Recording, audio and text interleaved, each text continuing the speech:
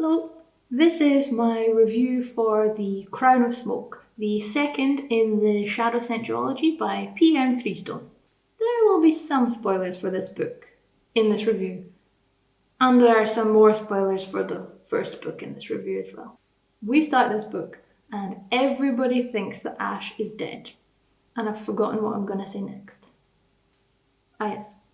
So everybody goes on a mysterious adventure with a new mysterious character to develop a cure for the rot, which is the disease that is the scourge of Aramtesh. There's no cure and everybody's dying. They need to figure something out.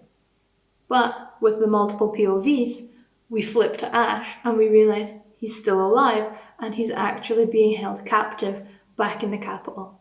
And he actually knows who it was who betrayed them in the first book.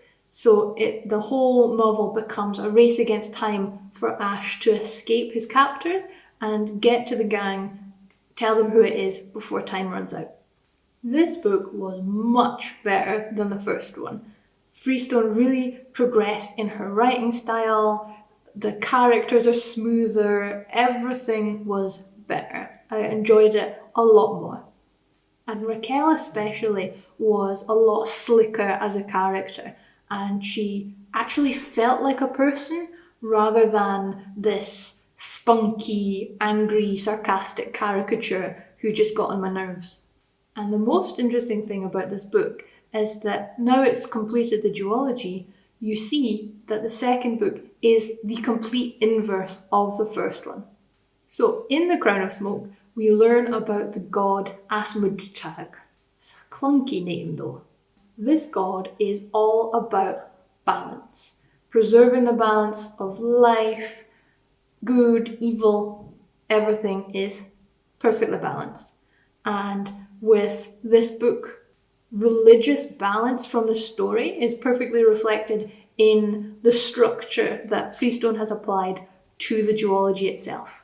Everything that we worked towards in the first book was torn down in the second book. But also vice versa, everything we thought we'd lost in the first book, we gained in the second book. So there was always this give and take. And this was also reflected in the characters. So in the first book, Raquel was fire and Ash was really calm. But in the second book, Crown of Smoke, Raquel has calmed down a lot and Ash suddenly starts being angry all the time. And then we have a third character, Luz, who is introduced, who is just super mellow and calms them both out. Because Raquel's still got a bit of fire about her. This balance is even reflected in the cover design. So we can see the first book was all dark colours, golds, dark blues, navies. And the second book is whites, light blues, light golds, and even in the spines you see the difference, although mine got a bit chewed up while I was reading them.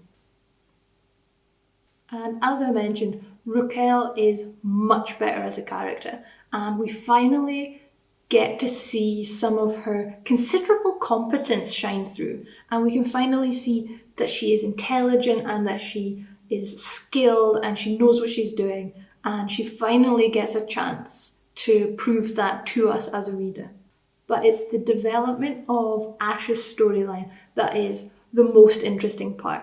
And spoiler for the first book, Ash is cursed, and it's this curse that drives his storyline.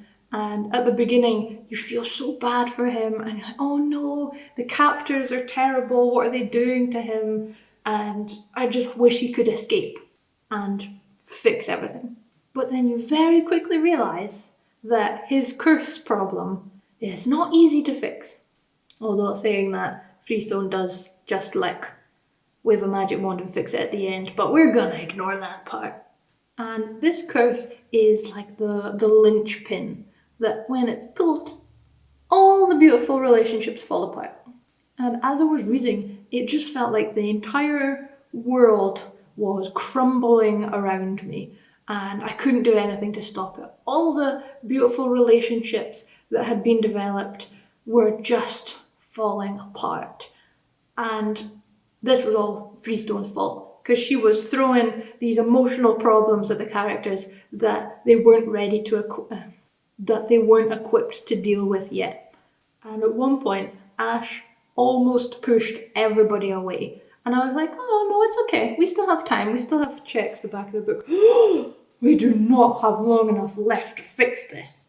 So I was on tenterhooks for the last 50 pages or so.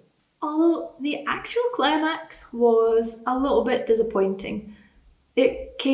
All the stuff came to a head, the shadows and the scent lore all came together and then just felt like it flopped, and we didn't get very much information about any of the history or what that meant for Raquel or for scent in the world.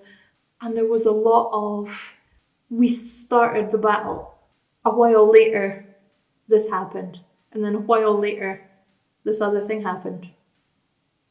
So it felt like the conclusion of the duology, where we finally pulled the two disparate parts together, didn't work very well. And I would have really loved to experience a lot more detail about the scent and how that relates to the religion and grief and magic especially, because magic was always there but it was never explored. So Freestone, if you want to write a Silmarillion for your duology, then I'm all for it.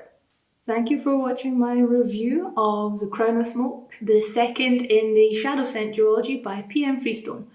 Join me in my next video where I will be discussing the character of Luz, who appears in this book.